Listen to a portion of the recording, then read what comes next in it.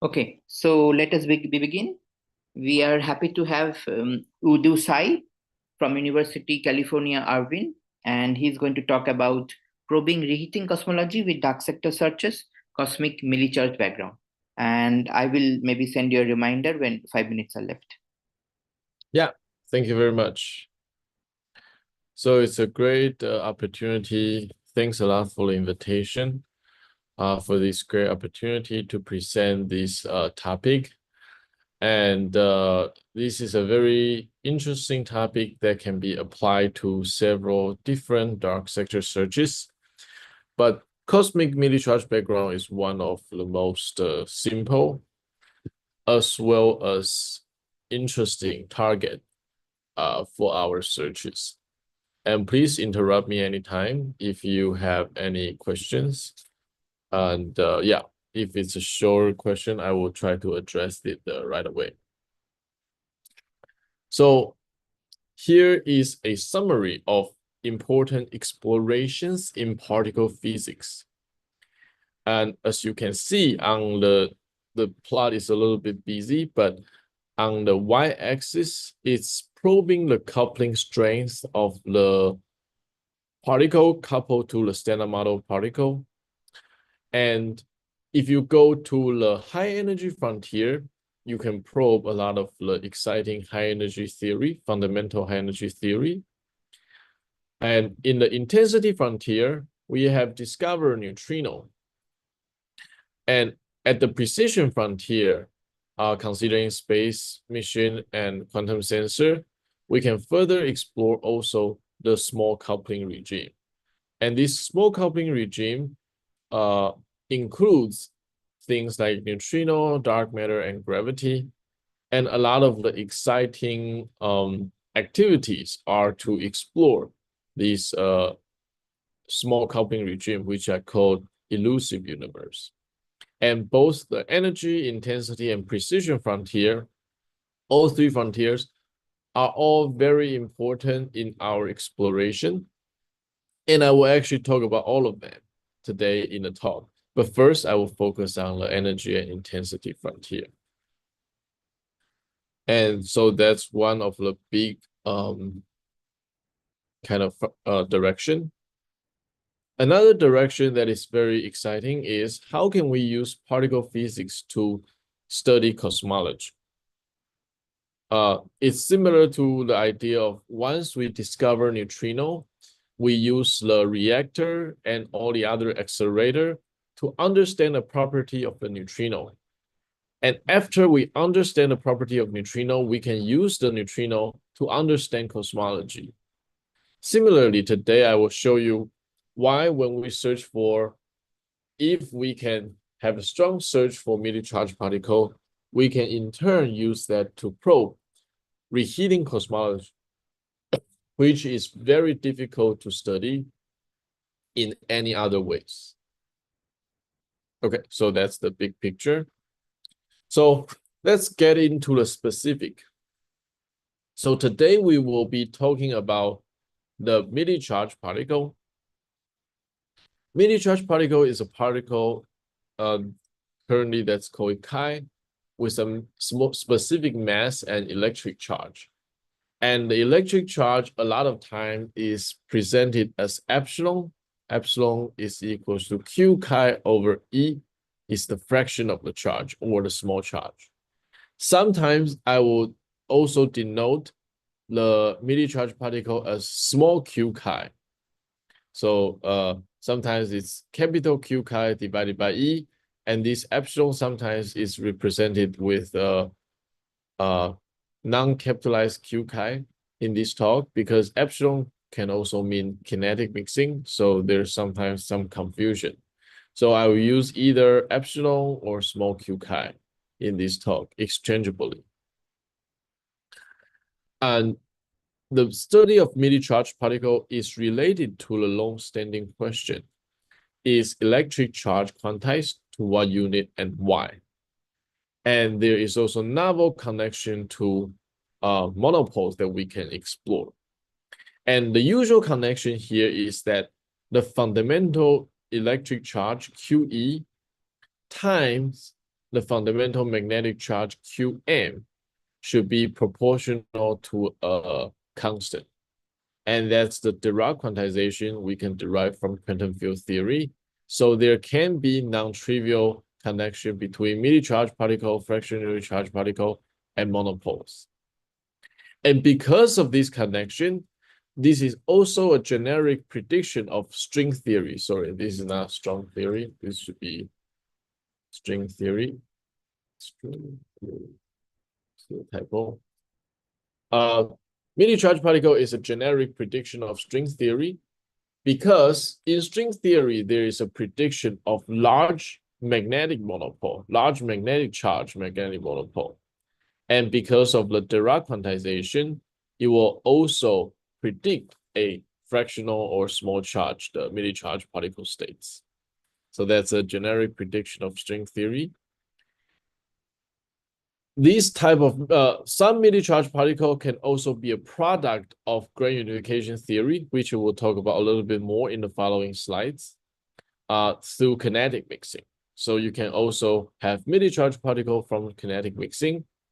And today we will focus on the fourth motivation, that is finding meaty charged particle can be a strong probe of the early universe reheating cosmology.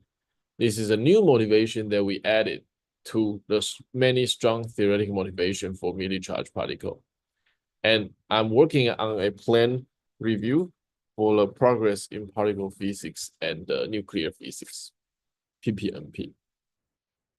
So it's a very brief summary, but these are the important motivations of why we are searching for fractionally charged or meaty charged particle. Okay. So a little bit more detail about the meaty charged particle, as I alluded to, is that there are two types of meaty charged particle. One I call pure meaty charged particle. This pure meaty charged particle just means that you have a small charge, small hypercharge, small U1 hypercharge in the higher energy theory that can, for example, come from some string compactification. So it can be a prediction of string theory, and this can also be a test of grand unification theory. Some of these small charges are not compatible for several of Guts model. So if you can find this type of pure meaty charged particle, it's an indirect test of Guts theory, and it also can be a prediction of string theory, depending on how small the charge is. If it's fractionally charged, it can be a prediction of string theory. If it's irrational and a very small number, it can disfavor certain type of Guts theory. But of course, there's a lot of complication. So these are just the motivation for this pure meaty charged particle. There's another type of meaty charged particle called kinetic mixing meaty charged particle or dark photon meaty charged particle. Actually, give me 1 second. I'm gonna change the color. I think the color is a little bit weird for the presentation. Sorry, 1 second. Oh, okay, this is much better. Yes, and please interrupt me anytime. Yeah. So there is two types of meaty charged particle. One is this kinetic mixing meaty charged particle. One is this pure meaty charged particle. The other is this kinetic mixing meaty charged particle. So for the kinetic mixing meaty charged particle, the meaty charge has a specific UV theory that is not fundamentally small hypercharge. It's indeed, we have a our standard model photon, U1 hypercharged photon, coupled to a dark U1 charge through something called kinetic mixing. And this kinetic mixing can come from some Guts theory particle that is charged under Bose theory. So when it's charged under Bose U1, you can actually integrate out these heavy particle and give you a kinetic mixing term. And in the low energy, you go to this small charge particle. So this kinetic mixing media charge particle is proposed by Hodem, which is this paper that can also give us this effective fractionally charged particle.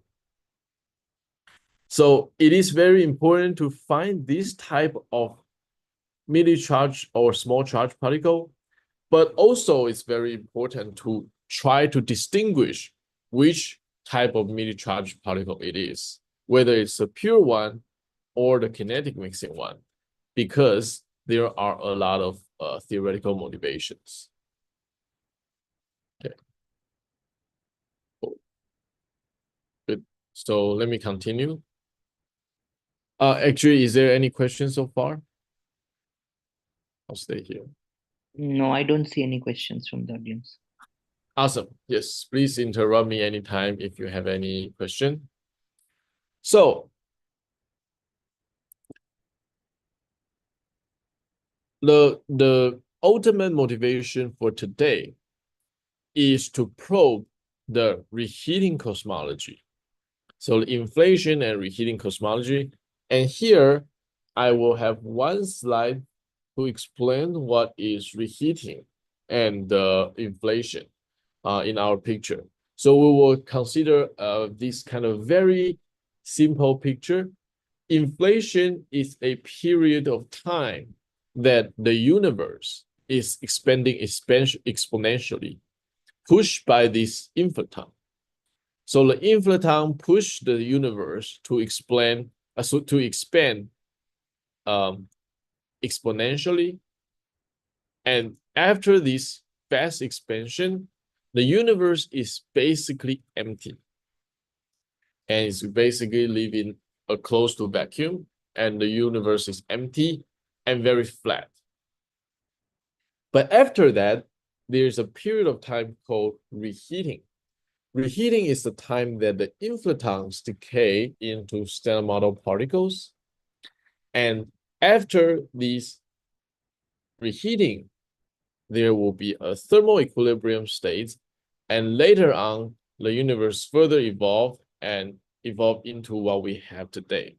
So these equilibrium states, people also call it a radiation dominant states for a while, and then there's the actual matter domination, and then the universe is what we see today. The issue and difficulty of probing reheating cosmology is a lot of information are washed out during the thermal equilibrium, and it's also a very early universe state. So we actually don't know what the exact reheating cosmology is, and we don't know the reheating temperature. So we don't even know what's the kind of maximum temperature or the highest temperature the standard model is reheated to. In fact, there is a huge range of possibility of reheating temperature. It can be smaller than the gut scale. For example, if your inflation is driven by some gut physics, it should be smaller than gut scale, but it only have to be larger than the Big Bang nuclear synthesis temperature, which is around MeV. So the reheating temperature has a huge range. Now, there are some model prefers high reheating temperature. For example, if you're motivated by guts. And there is also a model that I'm still learning that's very interesting. That is the mesogenesis that generate baryon asymmetry through meson sector that prefer a lower reheat temperature. So in this whole big range, there are different theories that prefer different reheating temperature. But it's very difficult to actually probe the reheat temperature. So today we will find out a new way to search for that. Good. So we basically have gone through the theoretical motivation and decided our target, which is to probe reheating cosmology and differentiate two types of media charge particle. So in the following, I will discuss in detail how to actually do that. But after that, I will talk about the experimental searches And finally, some related searches connected to the neutrino itself, connecting to the neutrino electromagnetic property. So here is the outline of the following of the talks. And here is a Dirac, because we have talked about Dirac quantization. This person is Frederick Ryan, who is an experimentalist at Los Alamos and UC Irvine. And yeah, and Dirac is very interesting, Dirac quantization. And Frederick Ryan is the one who found neutrino, the free neutrino. So there's a parallel here that we can also get motivated for theory and try to search for mealy charged particle in order to understand the fundamental physics as well as early universe cosmology. Okay, good. So let me introduce the cosmic mealy charged background. So for the cosmically mealy charged background, first we will talk about this pure mealy charged particle. Again, there are several theoretical motivations for this pure mealy charged particle. And it's also very simple. It's basically a particle with a small hypercharge. But of course, later on, there will be a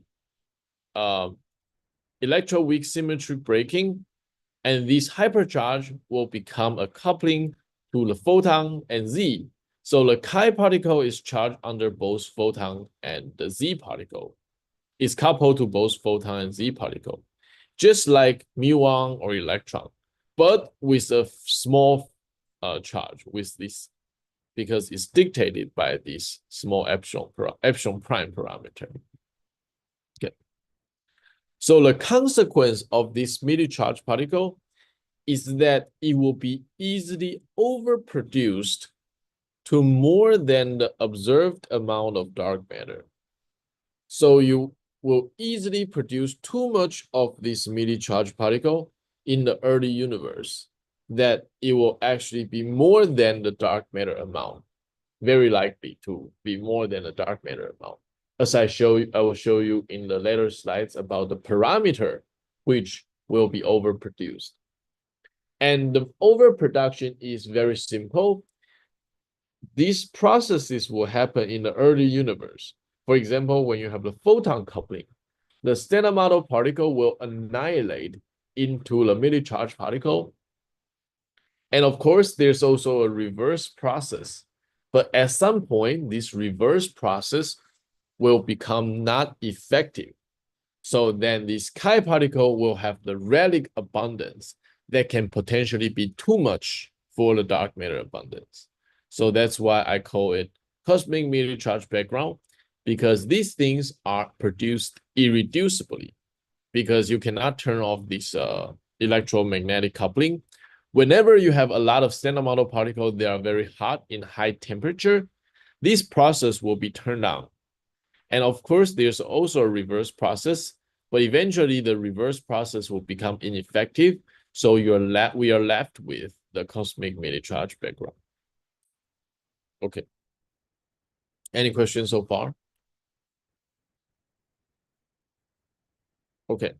So if not, the idea is that this cosmically mealy charged background will be easily more than amount of dark matter that are observed in the current universe. That is basically this number and defined as the rho dark matter divided by rho critical, the usual definition. So how do we get to this conclusion is by calculating the different parameter conducting the Boltzmann equation. So conducting the Boltzmann equation, so this is basically the Boltzmann equation. You have the collision term, you have the expansion term, and two important terms are the collision term, which is the Z production, as well as the fermion annihilation. So both will be important for the production and reverse process. But eventually what we find out is, again, here is the Q. Q is also same definition of this fractionally charged particle. So this is the two important diagram figures, so I will go through it slowly. On the left-hand side is the reheating temperature that are much larger than 100 GeV. Let's say we set it to be TeV. And the warmer color is the overproduction regime. So the warmer color means you overproduce too much immediately charged particle and left with too much. So you have more than the dark matter amount. The colder blue color is the underproduction regime, meaning you don't produce too much immediately charged particle. So you're safe. So the red curve, the lower curve can be called freezing curve that corresponds to the right radic abundance. And the freeze-out curve as well that produce the right radic abundance. But usually around this freeze-out curve, there's a lot of different constraints. But here, we don't care about the constraint yet. We just care about the cosmology. And the freeze-out curve give you the right radic abundance. In between, because you have larger, like warmer color, in between is the regime that you produce too much immediately charged particle. And in our paper, we also, which is here, we also chose 5 points on this 1 GeV location with different small charge and study the radic abundance evolution. So if you're interested in the detail of this evolution, you can see our paper for the derivation. And again, this is the high reheating temperature situation. Now, the interesting things happen when you have a low reheating temperature. Let's say we set it to be 10 MeV, but you don't have to just care about 10 MeV. You can also have a little bit higher, a little bit lower. That's fine. And for the 10 MeV, what you will find out is that this overproduction regime shrinks significantly, especially you don't overproduce anymore for the higher mass immediately charged particle. So I forgot to mention, the x-axis is the mass of the immediately charged particle. So on the left-hand side, this is the mass, and this is the overproduction regime. On the right-hand side, again, also, there is the mass and the overproduction regime here. So you see that the constraint regime shrinks significantly because you don't actually have enough temperature to produce the immediately charged particle. So it's very intuitive that this would happen. Yeah. So one thing I want to emphasize is that we don't really need to only focus on a low reheating temperature scenario. This program can also probe high reheating temperature, as we show here. We cut the diagram here, but you can go to further right to probe the high reheat temperature scenario.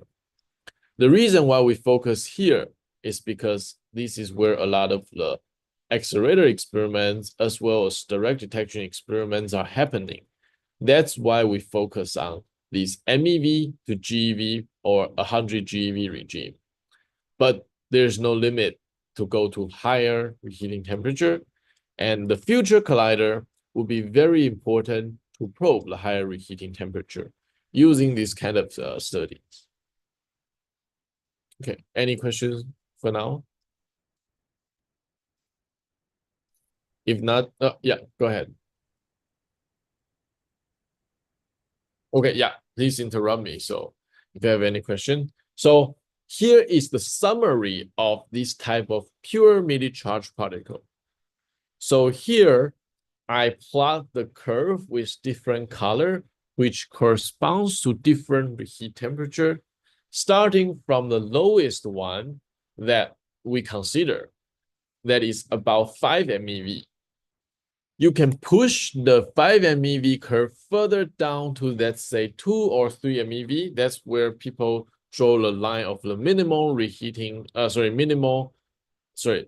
where people draw the line of the usual BBN temperature, which will set the lower bound of the reheating temperature. But we choose 5 to be safe, to be on the conservative safe side. And you can consider this type of purple bound as the actual minimal bound because you cannot push your reheating temperature to be much lower. So the constraint is within this regime. Now, as you raise your reheating temperature, you can see the constraint regime expands to larger and larger regime. So you can consider this as if we find out in the future what the reheating temperature is, we can establish a constraint. But reversely, the actual better logic at this moment, because we really don't understand the reheat temperature, and there can be so many different reheating cosmological scenarios, we should use this as a probe of the reheating temperature. For example, if I find a meaty charged particle here in this regime, let's say 10 to the minus 4 in terms of small charge, and this certain mass, let's say 300 MeV, let's say, I find a meaty charged particle here. With one of the experiments that I proposed called Formosa, for example, if I find a meaty charged particle here, and the probe of the Formosa is above, so you see I put an arrow here, then I can say that the reheating temperature actually have to be smaller than 100 MeV because otherwise it should be constrained.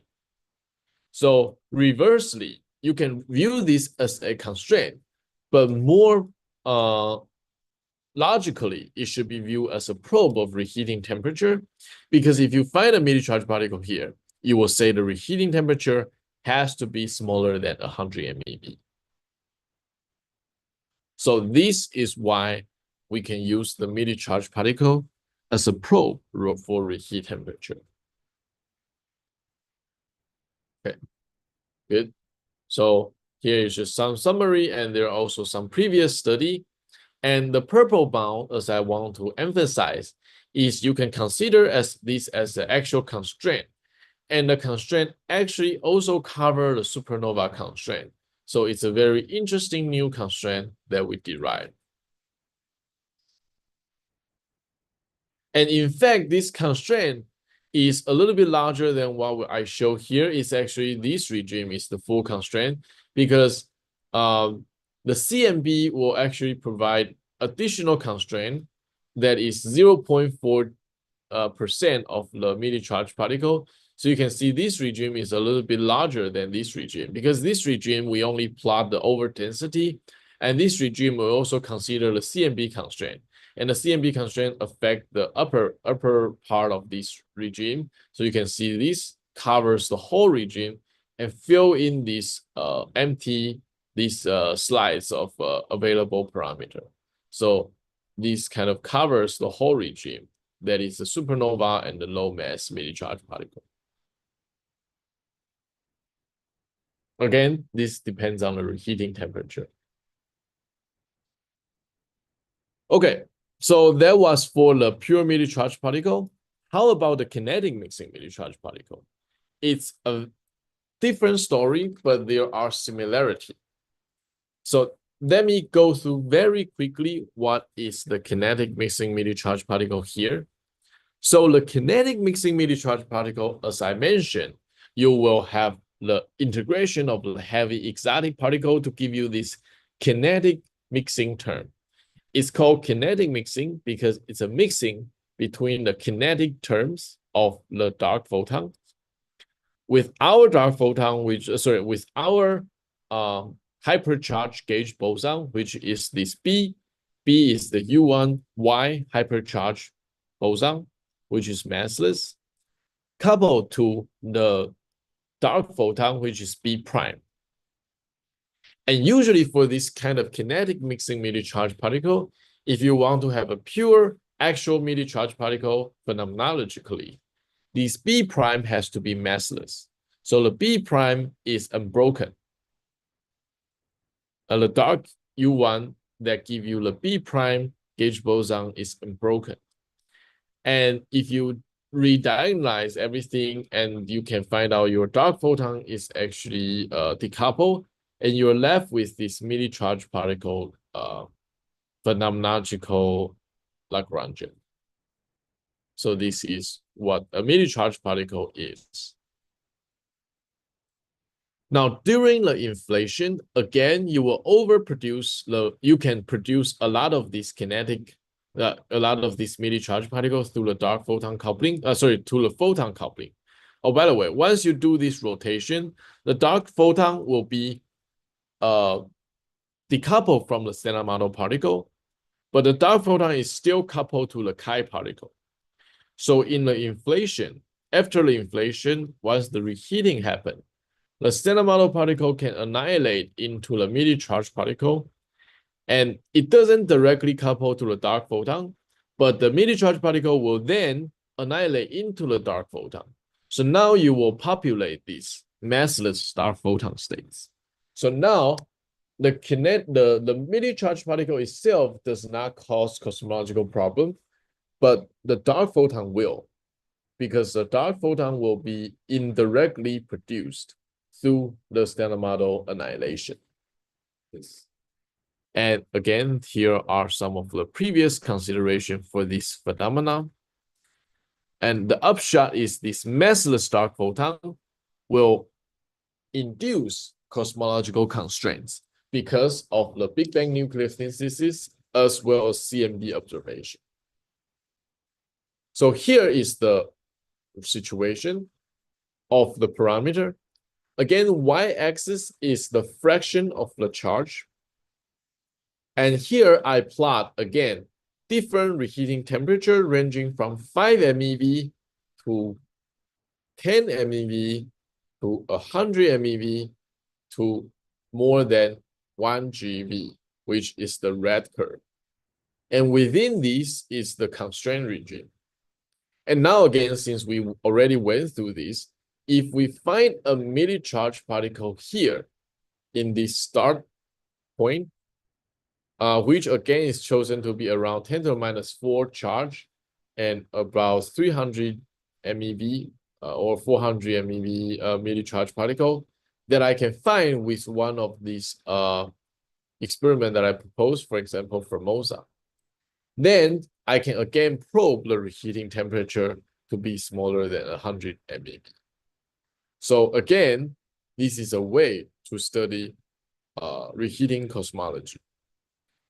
The interesting thing is for the kinetic mixing midi-charged particle, this kind of constraint regime, the shape of this constraint regime will change into this form.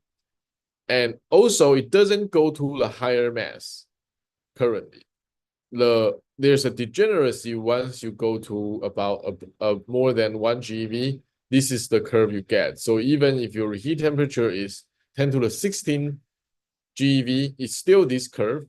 The reason is because our delta N effective constraint is only 0.3. So there is no resolution of the smaller delta N effective, which is needed for probing higher reheating temperature. So in the future, once we have more precise study from the CMB that says stage 4. We have 5 minutes left. Oh, 5 minutes left. Okay, good.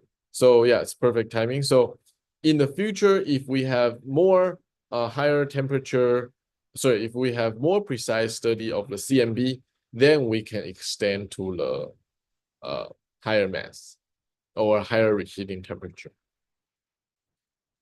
Good. And here are some detail of the study of the discussion why this curve doesn't move to the right. The real reason is because the dark photon only have 2 polarizations, so 2 degrees of freedom in terms of GA prime. And if you consider the QCD phase transition, it will maximize your delta N effect to be about 0.1. So this would be a limit. And currently the constraint is 0.3. So it's hard to distinguish the higher reheating temperature. But in the future, as I mentioned, if you can reduce this to much smaller number by CMBS4, then you can start to study higher reheating temperature. For example, 0.06 is the CMBS4 projection. And you can see our paper for detailed discussion. Okay, So now I put everything together. So either you search for pure meaty charged particle or you search for kinetic mixing meaty charged particle. Either way, you can probe the reheating temperature that is around the MEV region. And you can extend to higher temperature for the pure meaty charged particle, as well as the kinetic mixing one in the future when you have CMBS4 study or high energy collider. Okay. So here is also an interesting thing. First of all, I want to say that the kinetic mixing meaty charged particle, we assume a sizable coupling between chi and A prime.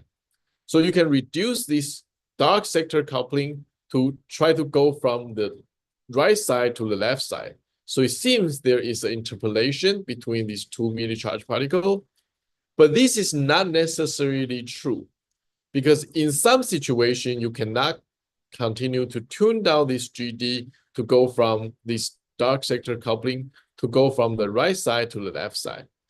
The reason is because the kinetic mixing parameter is required to be smaller than 1. So now this is kinetic mixing.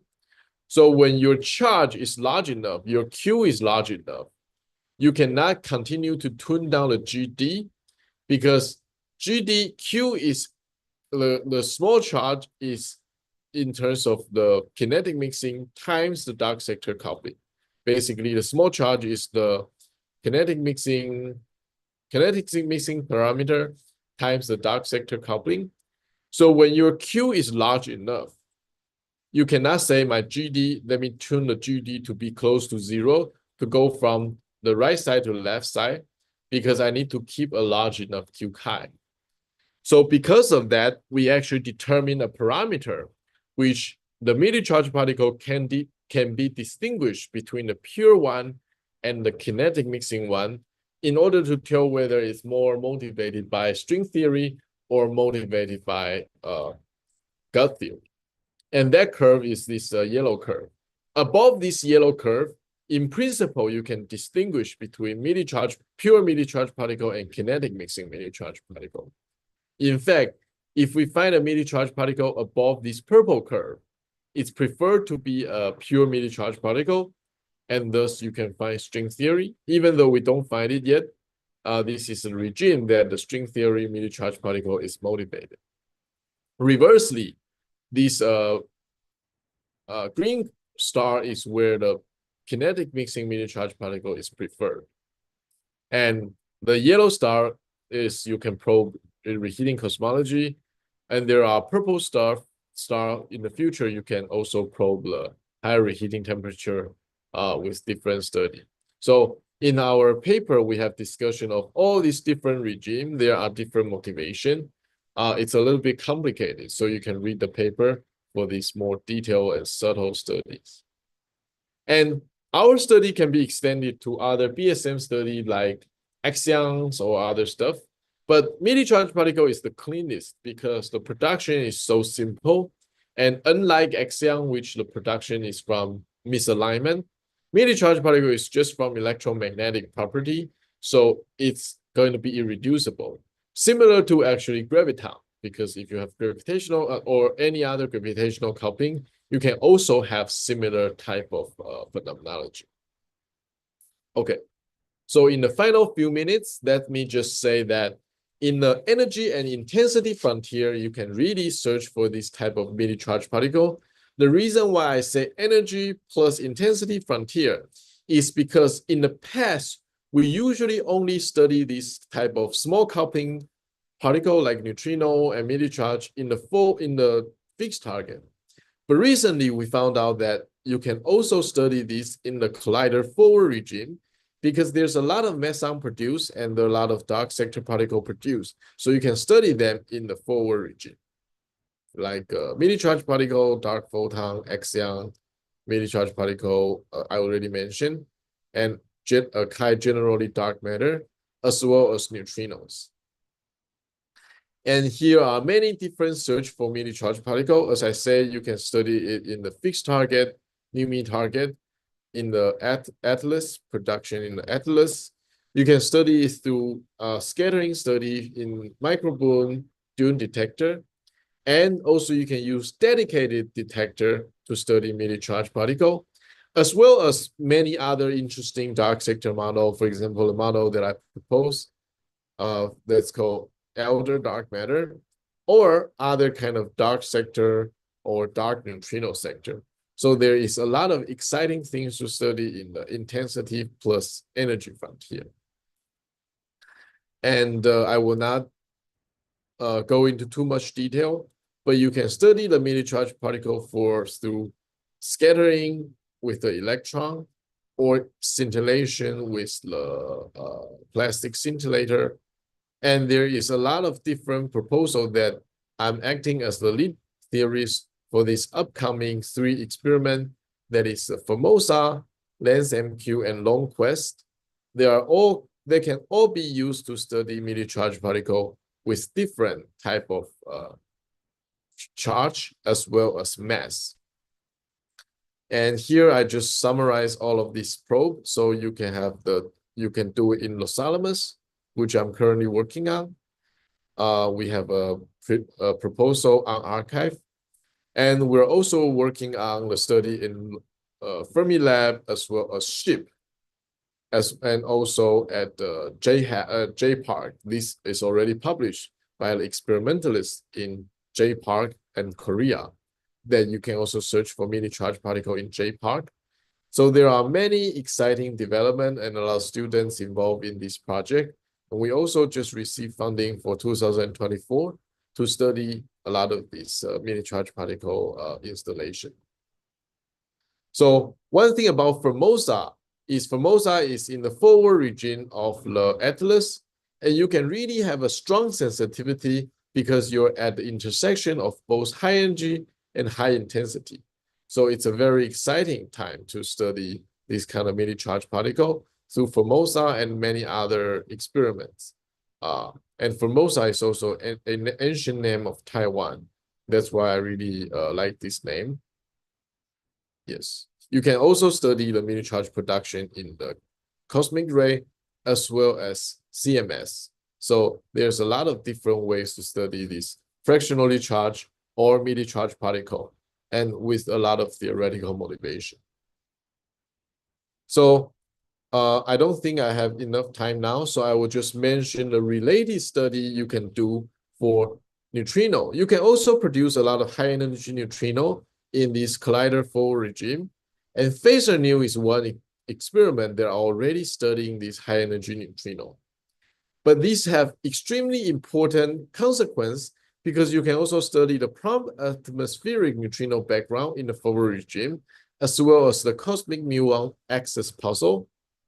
And we also recently used this high energy study to study the neutrino electromagnetic property, which is the neutrino photon interaction. We have 1 minute left. Yes, thanks. That's a perfect timing. So what I want to say here is that it's a very exciting time to study neutrino electromagnetic property, especially something called charge radius, which is part of the electromagnetic correction to the neutrino interaction. Because actually we're not far away from measuring the neutrino photon quantum interaction, which is indicated by this charge radius. We're only 1 order of magnitude or less away from measuring that. So a lot of effort that I'm working on now is to further push this study to study the neutrino charge radius in the muon sector, electron sector, or tau sector to try to reach this charge radius predicted by standard model. So it's very likely that we can, in the near future, to probe the standard model neutrino photon interaction at the quantum level. And a lot of these high energy, high intensity search are very important, especially the one at HC. So I will not get into the detail of all the other search, but in conclusion, there are a lot of exciting searches at the energy and intensity frontier to tell us more about this small coupling sector, neutrino, dark matter, gravity, and midi-charged particle. And this I call elusive universe is really on the horizon to tell us a lot about fundamental theory and cosmology. And a lot of our effort would be to explore the elusive universe and find out the kind of the governing principle of these low coupling regime. Thank you very much.